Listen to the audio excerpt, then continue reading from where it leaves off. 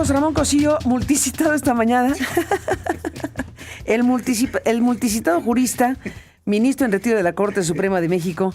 Sí, fuiste multicitado esta mañana por Germán Martínez, que nos viene a explicar este documento que presentó, esta comunicación ante la Corte Penal de la que hablamos esta mañana ampliamente. Te propongo... Buenos días. Buenos días. Buenos días. Te propongo iniciar esta sección, este espacio, con lo que acaba de anunciar el gobierno sobre el 11 de junio. ¿Vamos a trabajar o no? Bueno, pues algunos sí y otros no. Un decreto en el que se establecen diversas medidas administrativas en el marco de la celebración de la inauguración de la Copa Mundial de la FIFA 2026 en la Ciudad de México.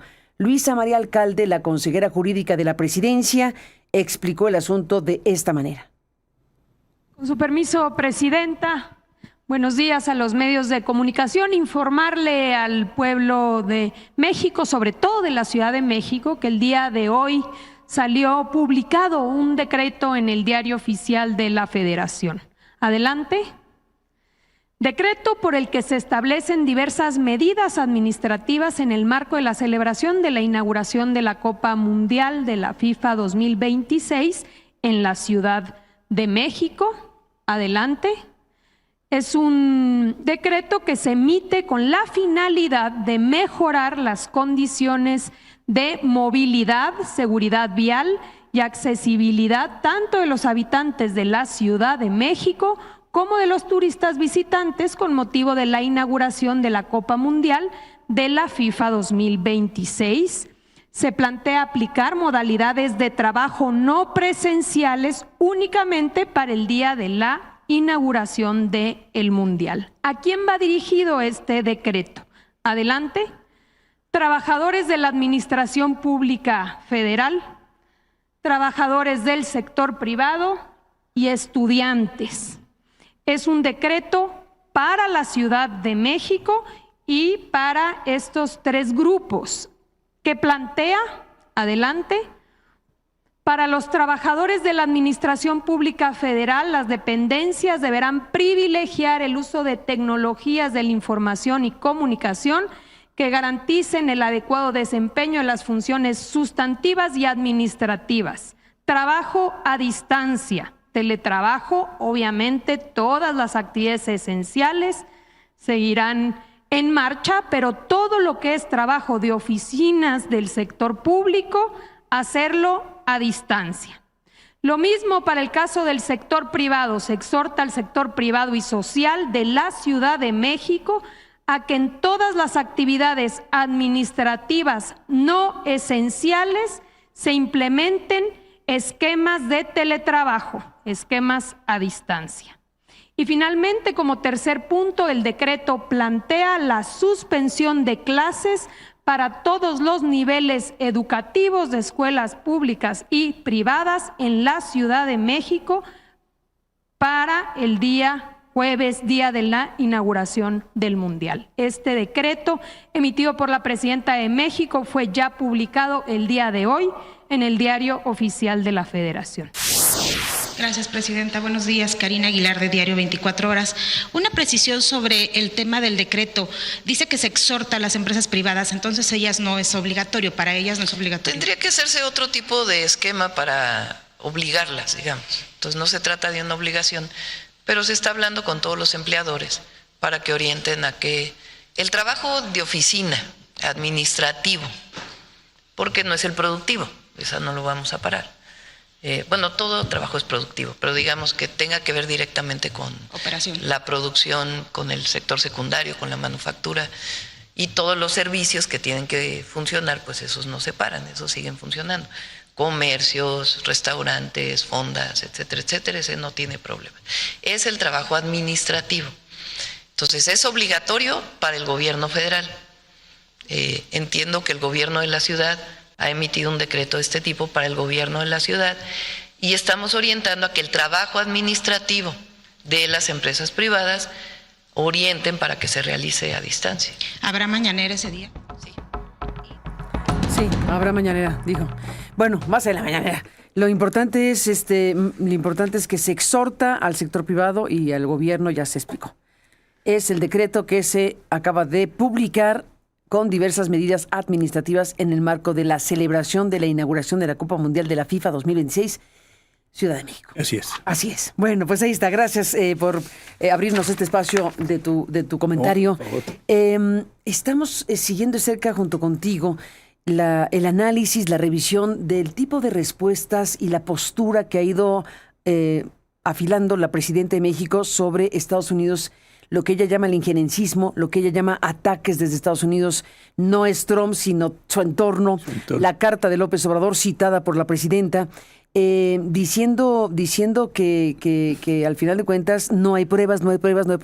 Tenemos ese momento de la presidenta de México donde está planteando lo mismo pero más elevado de tono, digámoslo así.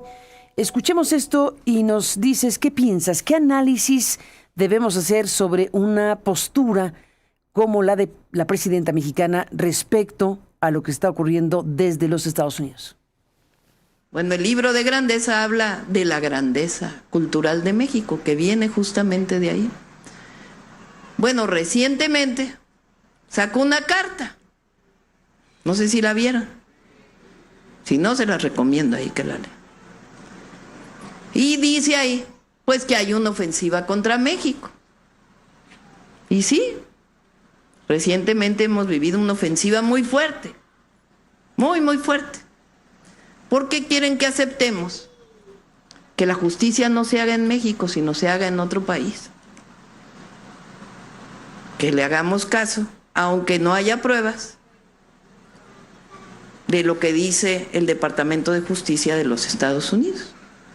Pero ¿cómo vamos a hacer caso de lo que dice el Departamento de Justicia de los Estados Unidos si no hay pruebas? Pues que en todo caso la Fiscalía del país vea si hay pruebas. Pero quieren que hagamos caso de eso sin ninguna prueba. Y se viene una campaña después de la carta contra López Obrador tremenda, como si fuera el peor de los males que le haya pasado a México. Pero ¿saben qué? Estamos muy tranquilos. Les voy a decir por qué. Primero, cuando se fue López Obrador dijo, no me hagan calles, no me hagan monumentos, no pongan mi nombre en las escuelas. Y yo cuando tomé posesión dije, no hace falta, porque usted se quedó en el corazón del pueblo de México. Bueno, pues esta fue la alusión otra vez a López Obrador y a lo que acabas de escuchar. Pero más allá de López Obrador, bueno, es que López Obrador está en el corazón del tema, evidentemente. Mira, yo creo que son tantos los niveles que tiene este asunto, de veras, tantos los Vamos a desglosar los niveles. Vamos a desglosar. Hay varios ángulos posibles. Sí. Empecemos por ¿cuál? Pues mira, yo creo... ¿Tonito? Primero, uno que me preocupa, y lo digo de veras con el mayor respeto, y no quiero ser honesto, el semblante de la presidenta en la entrevista. ¿En la declaración? En la declaración que hizo. La verdad es que es un semblante de una mujer muy cansada. Yo creo que no es adecuado que ella ni ningún otro jefe de Estado esté en ese nivel de agotamiento, porque se tienen que tomar muchas decisiones que no pueden simplemente ser en automático. Entonces creo que ahí hay una cuestión donde la presidenta es parte del estilo gerencial que ella aceptó desde el principio, siguiendo al López Obrador, en el sentido de que ella hace todo, resuelve todo, ve todo, tiene que ver todo, y el gabinete, pues, quién sabe qué haga. Eso me parece que ese estilo gerencial la está agotando, todavía no cumple 2 años, y sí me parece que ese es un primer problema de preocupación general. El segundo, que también me parece muy delicado, es que la presidenta sigue sin enfocar bien el problema que tiene enfrente, porque no le están pidiendo extradiciones. Esto ya tú y yo lo hemos comentado varias veces. Le están pidiendo detenciones administrativas con fines de extradición. Y conforme al Tratado Bilateral México-Estados Unidos no se requieren pruebas plenas. Es simplemente en esta fase. En lo que te allego de las pruebas, deténme a estas personas. Es decir, no tengo la certeza, pero en la relación bilateral ponme a estas personas bajo resguardo para que no se escapen, para que no vayan a cometer alguna tontería y consecuentemente ahí guárdamelas hasta que te traigo las pruebas. Eso es lo que dice el tratado. La presidenta desde el principio, yo no sé si intencionadamente o por una mala asesoría jurídica, leyó mal el problema y ha seguido insistiendo como si para la detención administrativa se requería prueba plena. Yo creo que le explicó su consejera jurídica en su momento, ¿no? Claro, pero confundiendo los artículos 10, 11, 12, etcétera. Entonces, creo que ahí hay un problema de enfoque. Tú y yo platicamos la charla anterior, el martes anterior, de una pregunta. Aquí apenas te están pidiendo detenciones administrativas. Cuando te piden extradiciones puras y duras, es decir, conforme a estos requisitos le pido. Ahí sí me parece que la presidenta ha ido poniendo o ha ido construyendo una mala salida.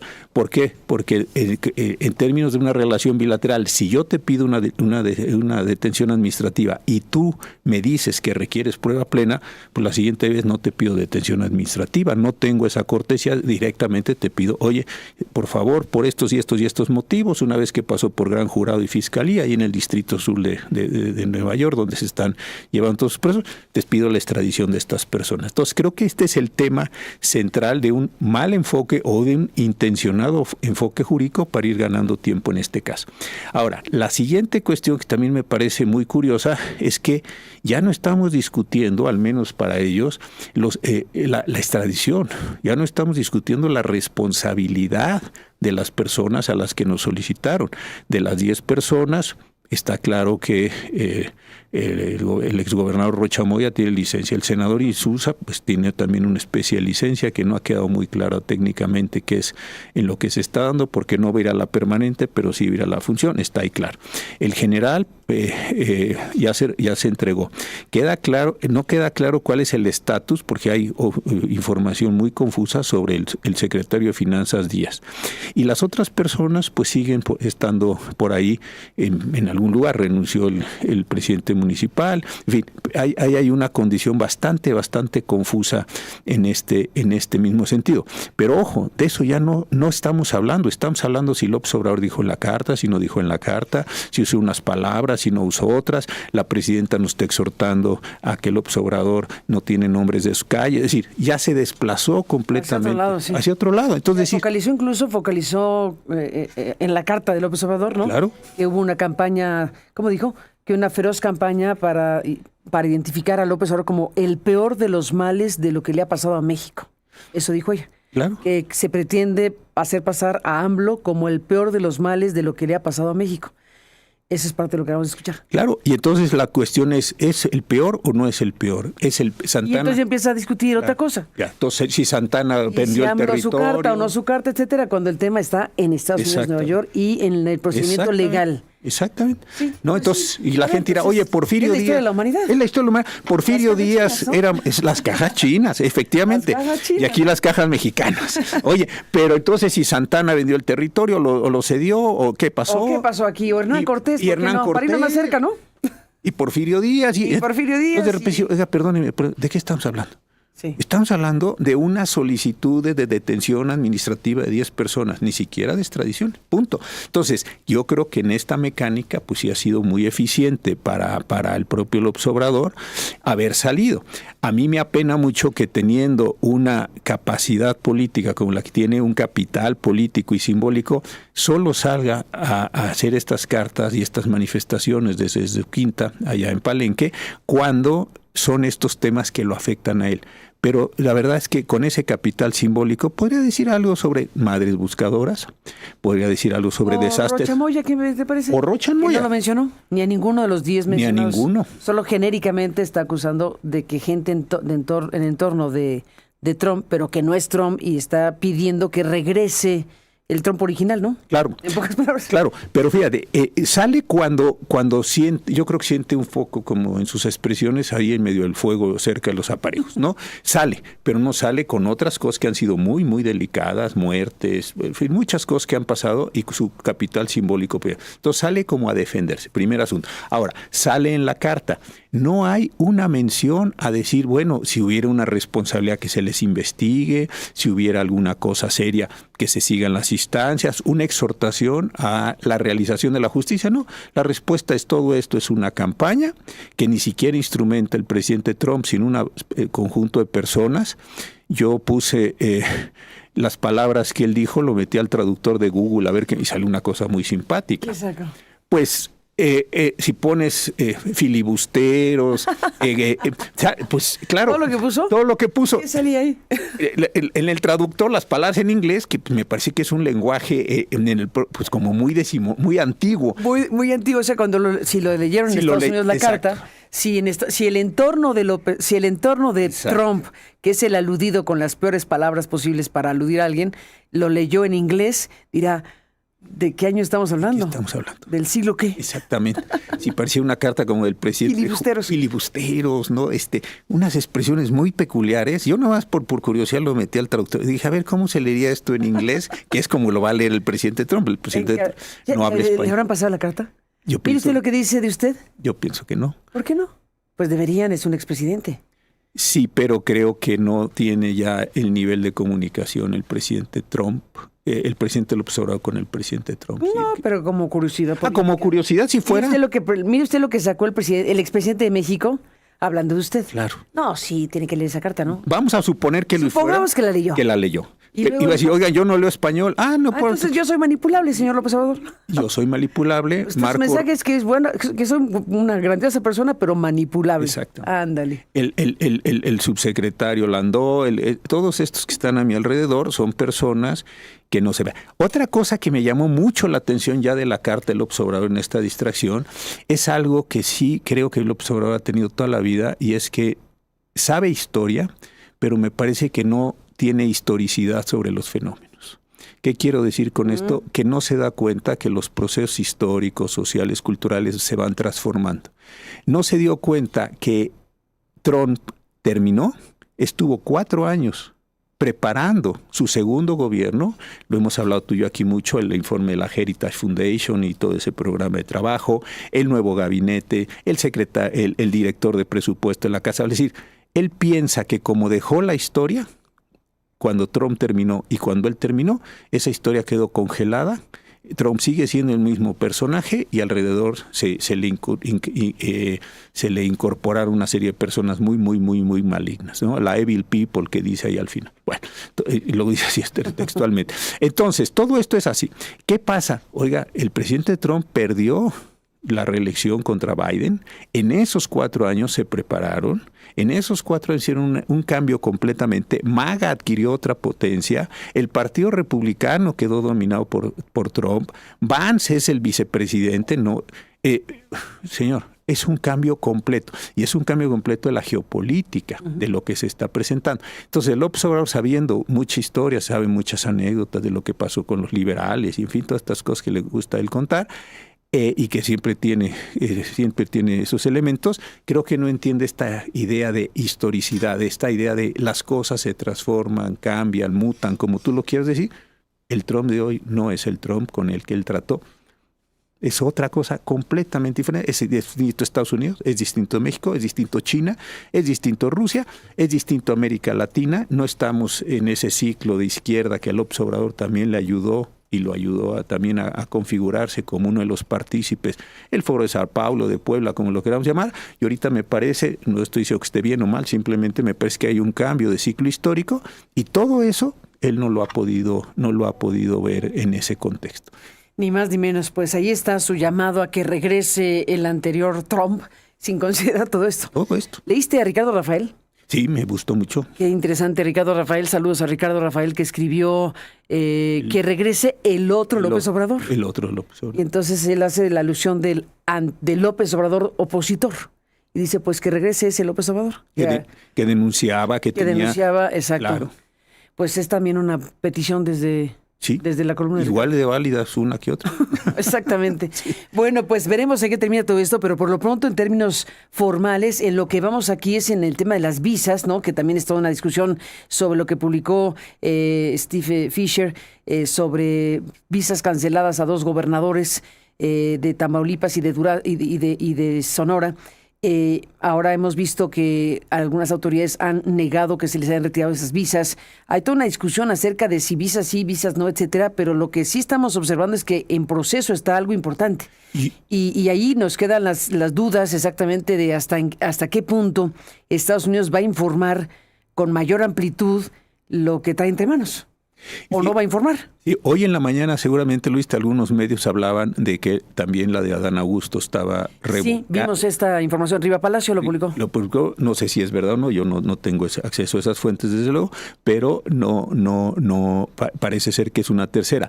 Y claro, también está la otra cuestión, y mira, aquí está un punto de historicidad que tiene que ver con lo que decíamos del López Obrador.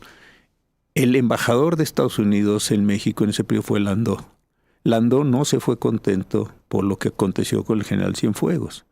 Y hoy Landó es el subsecretario que conoce México, que habla español, que tiene muchas relaciones en México, que las hizo. Es un hombre que, bien, mal, como ha sido, viajó por todo el país, se enteró de muchas cosas, tenía mucha relación. Y es un hombre que le está diciendo, no sé si esta idea del perverso, el malo, es directamente dirigida a Landó como una persona, como si él tuviera una cuerda propia que pudiera imponerle la agenda a Rubio, y Rubio a su vez a Trump, o Landó directamente a Trump. Digo, cosa que desde luego no existe, es mucho más complejo el sistema, porque tienes metido al Departamento del Tesoro, al Departamento de Justicia, al Departamento de Estado, al Homeland Security, tienes metido a tantas agencias que existen en el contexto de los Estados Unidos, que se están dando. Yo creo que esta condición de la secrecía a mí me parece que se rompió, y se rompió la confianza, y me parece que lo que vamos a ver no son anuncios, sino vamos a ver palos directamente.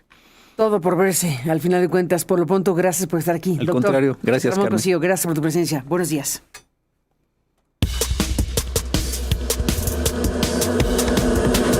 José Ramón Cosío.